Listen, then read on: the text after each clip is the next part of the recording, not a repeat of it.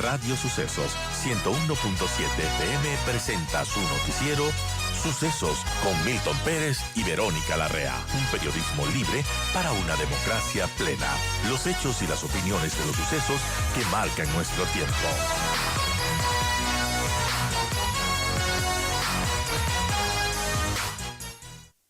José Hidalgo, director de Cordes, está con nosotros ahora para conversar de este tema.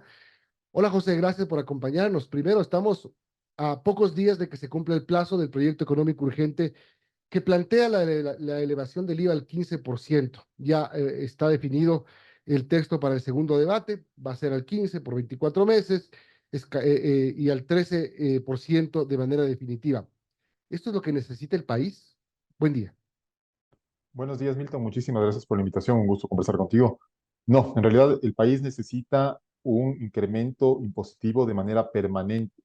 Me parece que la clase política y la sociedad en general no dimensiona todavía la gravedad de la crisis que estamos atravesando. Porque, claro, nos hemos acostumbrado en los últimos años a hablar de estrechez fiscal, entonces nos hemos acostumbrado a que el gobierno se atrase en sus pagos a los municipios, se atrase en sus pagos a la seguridad social, muchas veces también se atrase en sus pagos al sector privado, pero llegar a un punto, no sé si tú lo tienes en la memoria, yo al menos no, en el cual el gobierno no pueda pagar sueldos, que es su obligación más urgente, digamos, demuestra que no tiene plata para nada más. Entonces, esto no es un tema coyuntural. Ahorita lo que pasa es que ya nos está explotando un, una actitud, diría, de siempre buscar patear el problema hacia adelante con medidas temporales, como justamente es la que quiere otra vez aprobar la Asamblea con un incremento apenas temporal del IVA al 15%. Y finalmente esto ya nos está explotando y el riesgo que esto conlleva es que la crisis fiscal, que muchos pueden ver como algo lejano, termine llevándose por delante la dolarización. Entonces, yo, sin desconocer obviamente la obligación que tiene el gobierno de reducir el gasto, de reducir el subsidio a los combustibles.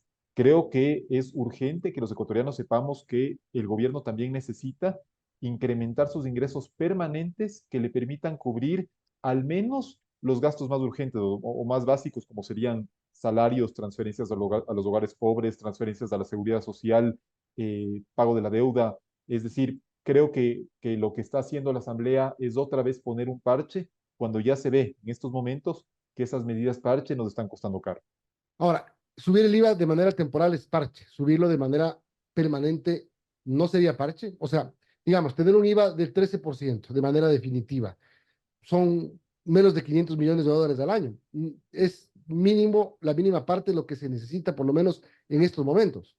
Sí, pongamos cifras. A ver, según el Observatorio Fiscal, porque las cifras oficiales del Ministerio de Economía seguramente se publicarán en estos días, pero según el Observatorio Fiscal, en 2023 el déficit del presupuesto del Estado fueron 5.800 millones. Si es que en el mejor de los casos, si se aprobara el incremento del IVA de los 3 puntos de manera permanente, estamos hablando de un ingreso adicional de más o menos 1.300 o 1.400 millones, con lo cual el déficit, suponiendo que permaneciera en los mismos niveles, bajaría de 5.800 a 4.400. Sigue siendo un hueco muy importante considerando que al déficit luego hay que sumar las amortizaciones de la deuda y todo lo demás para obtener las necesidades de financiamiento. Y entonces, de esos 4.400 que nos restarían, hay que seguir avanzando con reducción del subsidio de los combustibles, que sumaron en su totalidad más o menos 3.200 millones, según declaraciones del ministro. Digamos que eso podemos reducir a la mitad, a 1.600 millones, nos quedaría todavía un hueco de 2.800.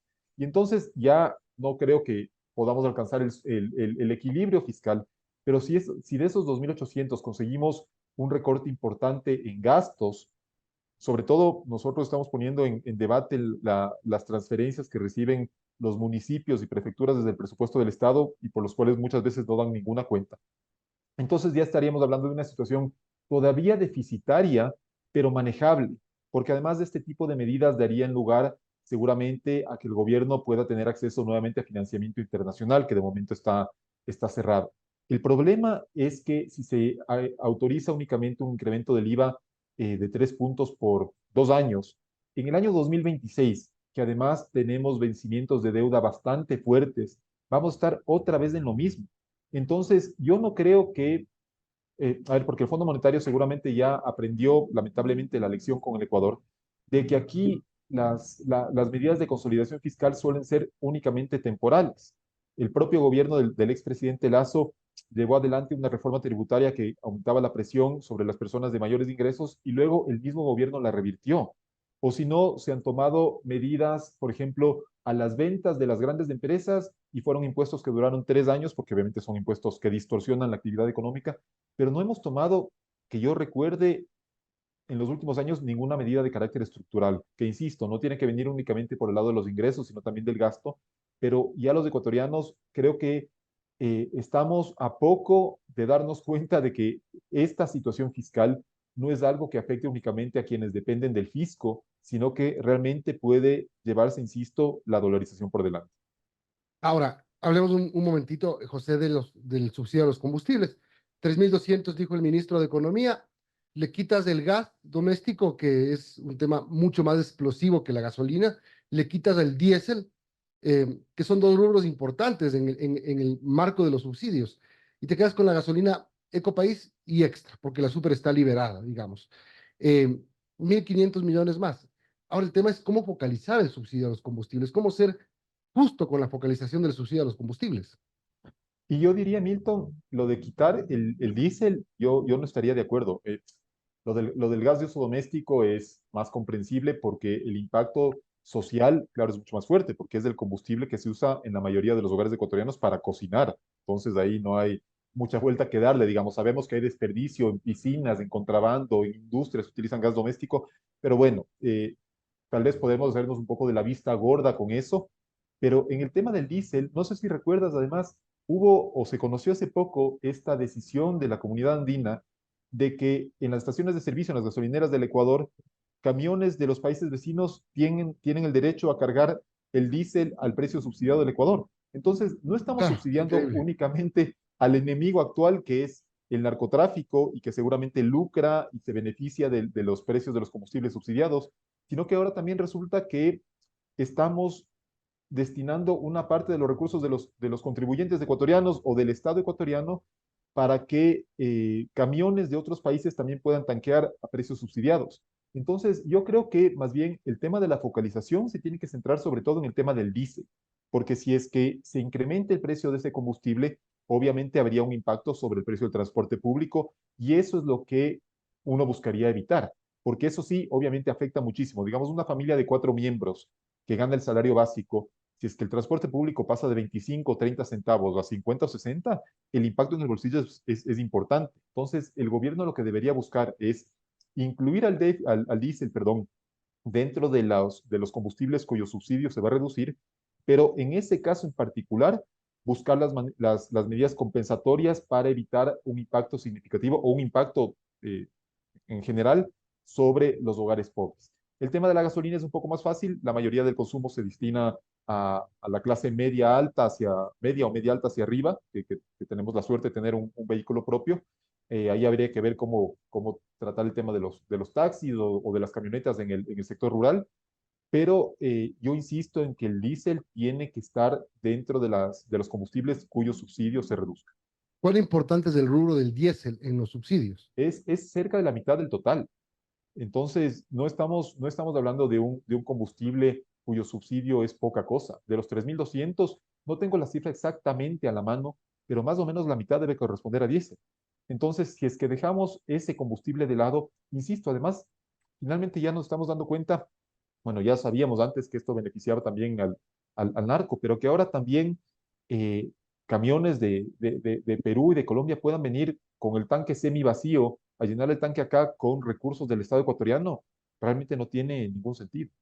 Ahora, en el 2019, cuando el presidente Moreno se atrevió a desmantelar los subsidios, el precio del diésel pasó de 1,03 a $3 y pico. Es decir, fue traumática el incremento del diésel. No, a ver, yo diría, todo hay que hacerlo. Hay lecciones que los países van aprendiendo. En el caso de la medida que tomó el presidente Moreno, yo diría, la medida pudo haber sido muy bien intencionada, pero tal vez la ejecución no fue la correcta, porque no hubo, si no me equivoco, no hubo previamente un acuerdo ya con los transportistas para decir, bueno, a ustedes les vamos a dejar el diésel en tal precio para que el precio del transporte público no aumente. Me parece que fue una medida, insisto, yo creo que bien intencionada, porque los subsidios son claramente regresivos y una mala manera de utilizar los escasos recursos públicos del Ecuador, pero la ejecución no fue buena. Además, hay que ver que igual el precio, digamos, si es que liberamos el precio de los combustibles, no es lo mismo el precio de la gasolina con un petróleo de $75, más o menos como está en la actualidad, que el precio de la gasolina con un petróleo de 100 o $120. Entonces, también hay momentos en los cuales esa liberación sería más o menos impactante en el precio final. Pero yo sí creo que la revisión tiene que incluir al diésel del valor actual. No sé cuánto debería aumentar, pero realmente si dejamos ese combustible de lado, el ahorro no es que va a ser despreciable, porque ahorita cualquier ahorro ayuda, pero no terminaría o dejaría menos que a medias la solución de un problema que ya nos viene acompañando durante décadas. Bien, el tema de los combustibles sin duda es un tema de cambio estructural en el manejo económico del país, pero como tú dices, va a quedar faltando. Y ahí hay un tema también que podría ser estructural, que es el gasto público. El presidente Novoa ha dicho, voy a bajar $1.000 millones en gasto del gobierno. ¿Dónde se bajan esos $1.000 millones para empezar? A ver, ese es un desafío importante que se ha planteado el presidente Novoa porque Milton, como para tener un poco las cosas claras, una cosa es todo el sector público del Ecuador, que incluye municipios, seguridad social, empresas públicas y obviamente gobierno central o presupuesto del Estado, y otra cosa es el gasto que controla directamente el gobierno, que es el del presupuesto del Estado. Ahí en el presupuesto del Estado yo creo que una reducción de 1.000 millones, si bien sería deseable, es bastante difícil de llevar a cabo porque la mayor parte de ese gasto primero se concentra en gasto corriente y dentro de ese gasto corriente hay rubros que realmente es muy difícil recortar. No solo el de sueldos, por lo que ya se ha mencionado tantas veces, de que se concentra principalmente en educación, seguridad, salud y justicia, sino que también hay otros gastos como las transferencias de los hogares pobres, las transferencias a la seguridad social por el 40% del fondo de pensiones, intereses de la deuda pública. eh, y entonces, ese gasto estoy convencido de que puede haber todavía espacios de mejora, porque no todo el gasto en educación corresponde a profesores y puede haber por ahí, no le estoy asegurando, pero puede existir tal vez un exceso de personal administrativo, lo mismo en, en salud, en educación, en justicia y demás. Pero si es que ya hablamos del gasto de todo el sector público y entonces incluimos dentro del debate, por ejemplo, a municipios y prefecturas, bueno, ahí yo creo que hay mucho espacio para debatir porque los gobiernos seccionales reciben de manera automática del presupuesto del Estado transferencias que son un porcentaje de los ingresos tributarios y de los ingresos petroleros. Y la verdad es que, salvo los municipios grandes que primero hacen algún esfuerzo para generar ingresos propios a través de los impuestos prediales y rinden algún tipo de cuentas, los municipios medianos, pequeños, nadie sabe en qué gasta o la mayoría de su gasto se va a gasto corriente. Y entonces sí creo que una parte no despreciable del presupuesto del Estado se destina a ese tipo de transferencias. Si no me equivoco, en 2023 fueron más o menos 3.200 millones y entonces habría que debatir, creo yo, qué tan conveniente es que los municipios sigan recibiendo, porque sí, un monto tan importante sin rendir cuentas a nadie. Si es que se ve que los municipios están gastando todo eso que debería corresponder a inversión, por ejemplo, en gasto corriente, bueno, entonces, ¿saben qué? Están dadas ya las condiciones o el sustento para decir estas transferencias se tienen que reducir y de esa manera el hermano pobre del sector público, que es el presupuesto del Estado, también podría mejorar en algo su situación financiera. Son las 8:38. Estaba hablando con José Hidalgo, director de Cordes. Acabo de ver una publicación interesante de Alberto Acosta Burneo. Fusión por absorción de algunas entidades públicas. Por ejemplo, dice, la Agencia de Regulación y Control de Energía y Recursos No Renovables tiene 759 trabajadores, cuesta 13 millones anuales. La Agencia de Regulación de Control Sanitaria, 589 trabajadores, 12 millones. Instituto de Fomento a la Creatividad e Innovación, Secretaría Técnico Ecuador Crece Sin Desnutrición, Instituto de Investigación de Salud Pública, Instituto Nacional de Patrimonio Cultural, Agencia de Aseguramiento de la Calidad de Servidores de la Salud y Medicina Prepagada, Servicio Nacional Legal Forense, Servicio Ecuatoriano de Normalización, Secretaría de Educación Intelectual Bilingüe y Etnoeducación. Es decir, estas instituciones que podrían ser cortadas de alguna manera, como dice aquí, absorbidas por otras instituciones para ahorrar. No, con toda seguridad, y eso me refería a que dentro del presupuesto del Estado, si bien la mayor parte del gasto es muy inflexible. Yo también creo que todavía hay espacio para el recorte. Pero seguramente, Milton, si es que sumamos esas instituciones que acabas de mencionar, el presupuesto anual sumará entre todas 100 millones, y eso La- suponiendo que las eliminaras del todo y que todo el personal quedara fuera del sector público, para lo Exactamente, 100 cual, millones por dejar afuera a 3.000 personas, ¿vale la pena? a ver, yo sí creo que las personas que tienen que estar en el sector público son exclusivamente las que aportan algún valor.